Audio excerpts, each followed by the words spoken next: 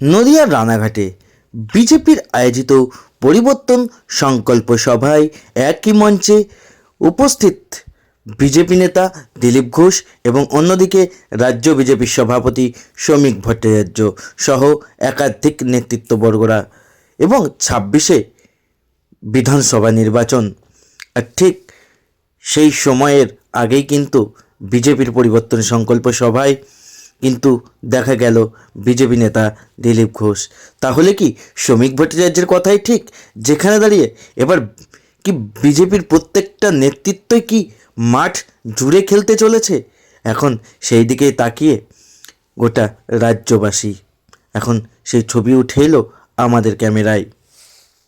পাহাড়ের জমি, খাস জমি ব্যক্তিগত নামে রেকর্ড করে দিয়ে বৈধ জমি, মাঠের জমি কারো ভিটে নেই, সেই জমিকে জলা জমিকে পর্যন্ত মেনে নিয়ে ভারতীয় সভ্যতার সাথে বিলীন হয়ে ভারতবর্ষে বসবাস করছে সেই মুসলমানেরা আমাদের রক্ত, আমাদের ভাই। আমরা জীবন দিয়ে তাদের পাশে দাঁড়িয়ে তাদের রক্ষা করব। কিন্তু বাংলাদেশ থেকে আসা মুসলিম অনুপ্রবেশকারী, রোহিঙ্গা যারা অনুপ্রবেশকারী ভারতবর্ষে সাম্প্রদায়িক দাঙ্গা বাজাচ্ছে, তাদের বিরুদ্ধে আমাদের প্রতিবাদ রয়েছে। কলকাতা কর্পোরেশনের মেয়র ফিরহাদ হাকিম কিছুদিন পূর্বে বললেন দাওয়াতে ইসলাম, তিনি বলছেন যারা মুসলমান হয়ে জন্মগ্রহণ করেন এটা তাদের দুর্ভাগ্য। তিনি পাকিস্তানের আইএসআই এজেন্টকে ফোন করে বলছে আপনি কলকাতায় আসুন, আপনাকে আমি মিনি পাকিস্তান দেখিয়ে দেবো। এ কথা তিনি মিথ্যা বলেনি। কলকাতার রাজা